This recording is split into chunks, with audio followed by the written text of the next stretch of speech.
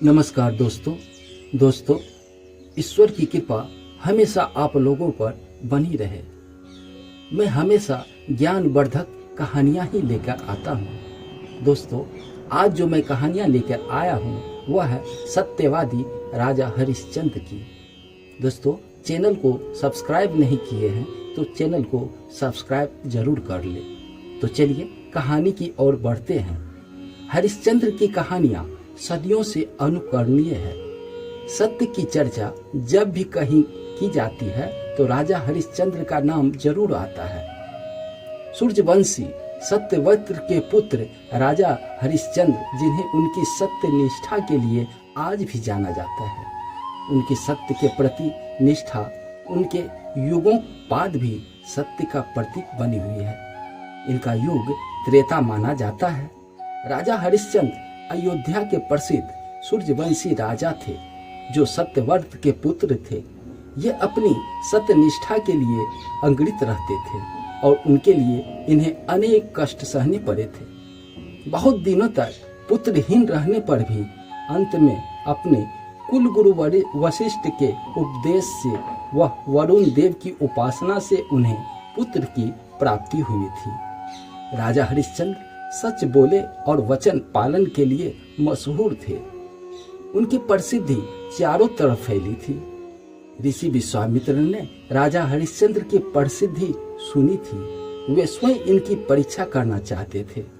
राजा हरिश्चंद्र हर हाल में केवल सच का ही साथ देते थे।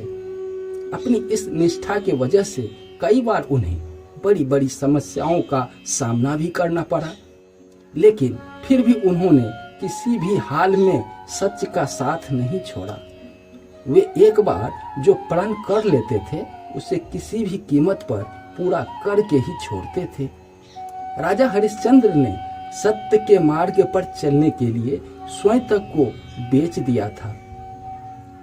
इसकी पत्नी का नाम तारामती था और पुत्र का नाम रोहितास। ये दोनों भी धार्मिक चरित्र के थे। राजा हरिश्चंद्र ने यदि स्वप्न में भी वान दान दिया, वचन दे दिया तो वो पीछे नहीं हटते थे। ऋषि विश्वामित्र की शक्ति से राजा हरिश्चंद्र ने सपना देखा। उन्होंने अपना सारा राजपाट विश्वामित्र को दान में दे दिया। अगले दिन जब विश्वामित्र उनके महल में आए तो उन्होंने विश्वामित्र को सारा हाल सुनाया और साथ ही अपना सारा राजपाट उन्हें सौंप दिया।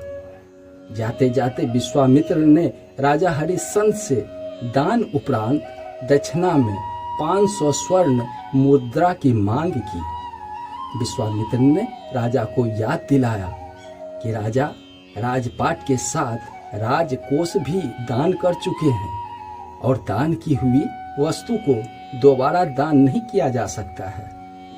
तब राजा ने अपने पत्नी और पुत्र को बेचकर स्वर्ण मुद्रा हासिल किए, लेकिन वह भी 500 नहीं हो पाए।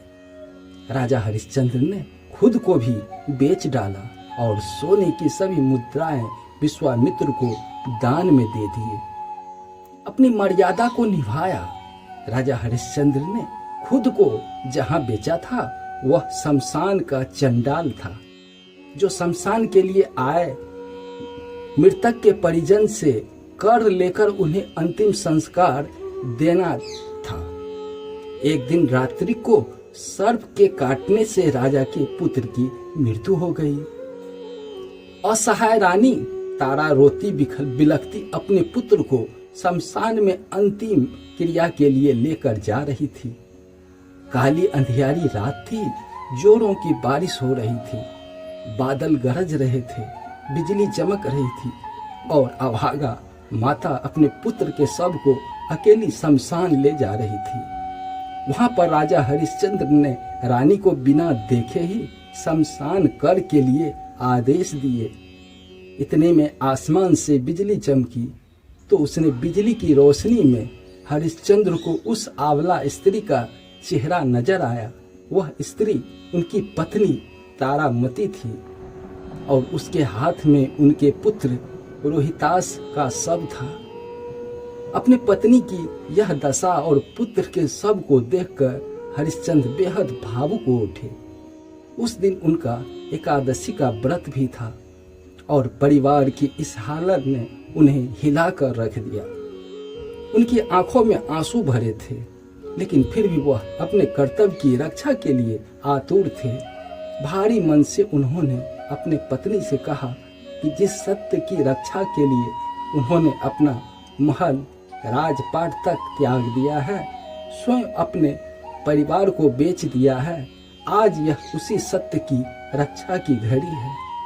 राजा हरिश्चंद्र ने अपने पत्नी से कहा, तुम्हें शमशान में अपने पुत्र के अंतिम संस्कार के लिए निर्धारित कर देना ही होगा। रानी तारा कर के रूप में अपने साड़ी का टुकड़ा फाड़ कर देने की कोशिश करती है। उसी समय आकाशवाणी होती है और स्वयं ईश्वर प्रकट होते हैं और उन्होंने राजा से कहा, हरिश्चंद्र, तुम्हें सत्य को जीवन में धारण करने का उच्चतम आदर्श स्थापित किया है। तुम्हारा कर्तव्य निष्ठा महान है, तुम इतिहास में अमर होगे।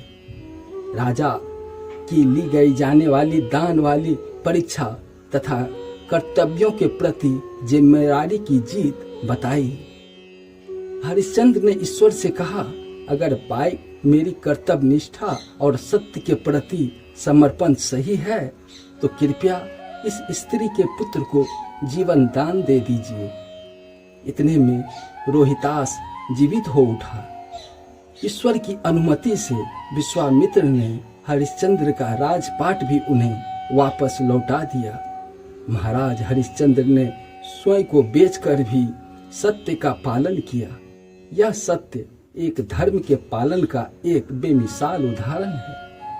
आज भी महाराजा हरिश्चंद्र का नाम श्रद्धा और आदर के साथ लिया जाता है।